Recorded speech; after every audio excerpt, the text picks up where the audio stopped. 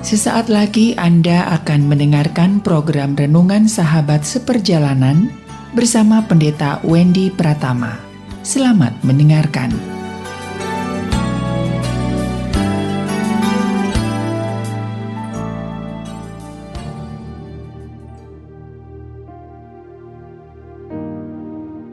Selamat berjumpa kembali di dalam layanan audio Sahabat Seperjalanan. Hari ini adalah hari pertama di bulan Desember, 1 Desember 2022, hari Kamis.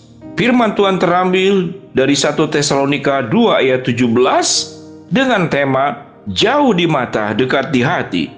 Firman Tuhan berbunyi, tetapi kami saudara-saudara yang seketika terpisah dari kamu, jauh di mata tetapi tidak jauh di hati. Sungguh-sungguh dengan rindu yang besar telah berusaha untuk datang menjenguk kamu. Mari kita berdoa. Bapa yang di dalam surga, ajar kami untuk belajar memiliki relasi-relasi yang dekat, relasi-relasi yang sehat, relasi-relasi yang membangun, dan relasi yang memuliakan Allah. Dalam nama Tuhan Yesus kami berdoa. Amin. Shalom sahabat seperjalanan yang dikasihi Tuhan, kita tahu dengan jelas Paulus atau Saulus sebelumnya tidak menikah.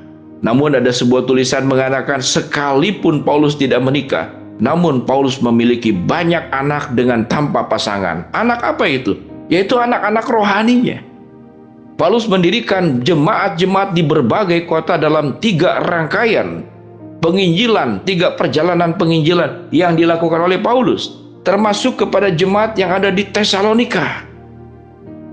Tatkala terpisah, berbeda jarak, maka Paulus kemudian mengatakan, sukacita atas jemaat, dan karena itulah kami tidak putus-putusnya mengucap syukur kepada Allah, sebab kamu telah menerima firman Allah yang kami beritakan itu, bukan sebagai perkara manusia, perkataan manusia, tetapi dan memang sungguh-sungguh demikian, sebagai firman Tuhan yang bekerja juga di dalam kamu yang percaya.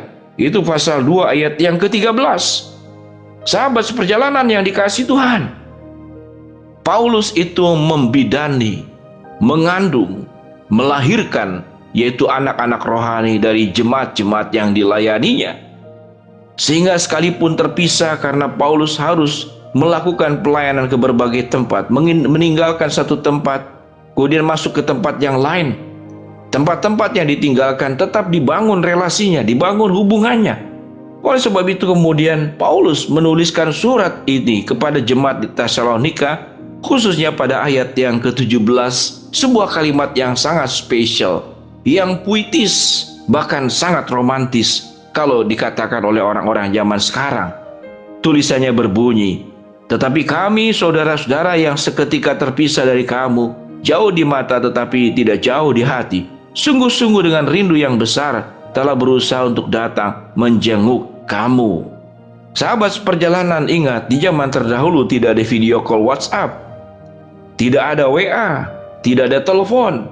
Kalau untuk bertemu, maka perlu melakukan sebuah perjalanan. Transportasi pun sulit, tidak semaju seperti saat sekarang.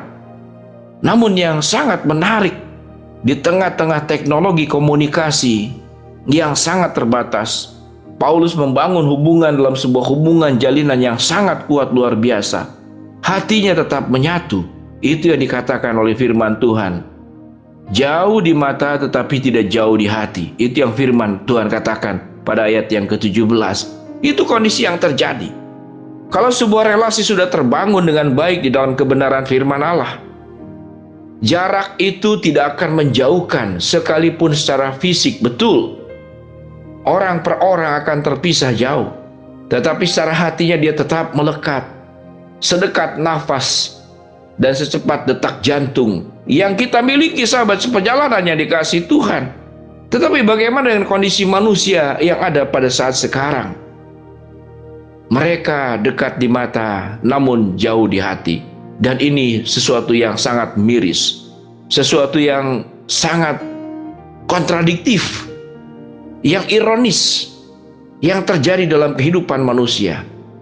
Bagaimana mungkin orang-orang yang ada dalam satu rumah, di rumah yang sama, namun masing-masing sibuk dengan urusannya sendiri.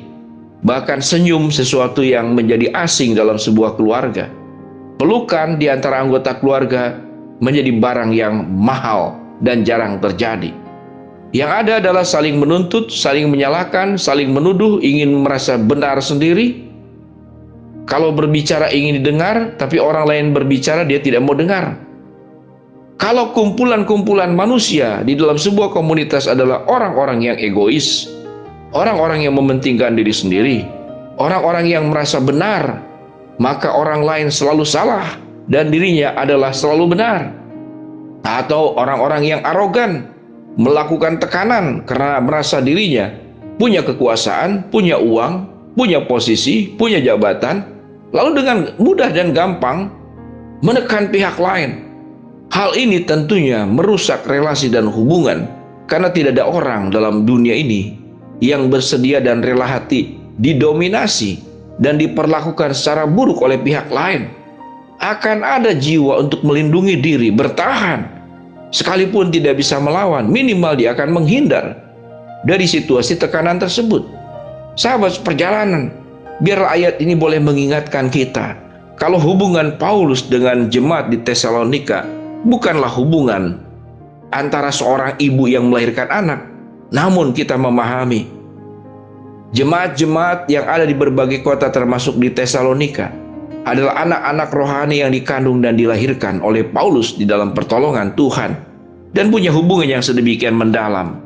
Dengan demikian, sahabat perjalanan yang dikasihi Tuhan, mari kita ingat baik-baik bagaimana hubungan kita dengan orang tua kita, bagaimana hubungan kita dengan anak kita, bagaimana hubungan kita dengan pasangan suami dan istri kita. Kalau ada skala 1 sampai 10, di posisi mana? Apakah 6, 5, 4, atau bahkan 3, atau minus? Parah sekali kalau sampai minus.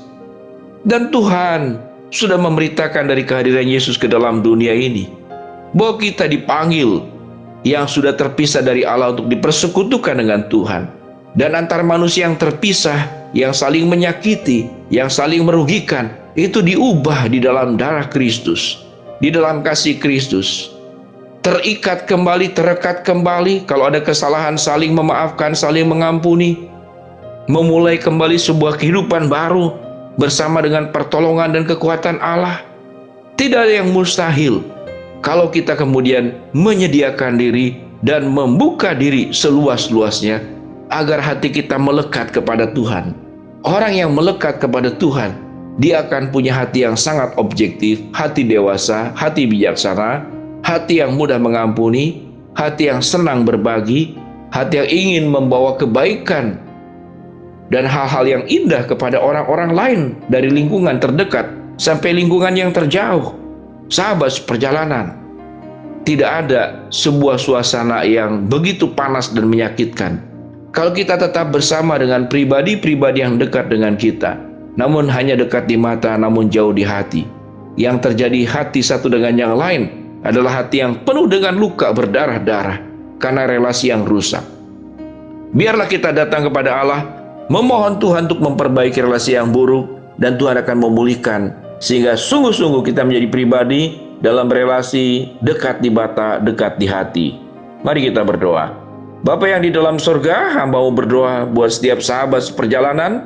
Tuhan berkati yang sakit, Tuhan jamah sembuhkan, yang sedang menghadapi masalah Tuhan bukakan jalan, yang sedang memohon sesuatu Tuhan kabulkan dengan cara dan waktu-Mu. Dalam nama Tuhan Yesus kami berdoa. Amin. Shalom, Tuhan memberkati sahabat seperjalanan.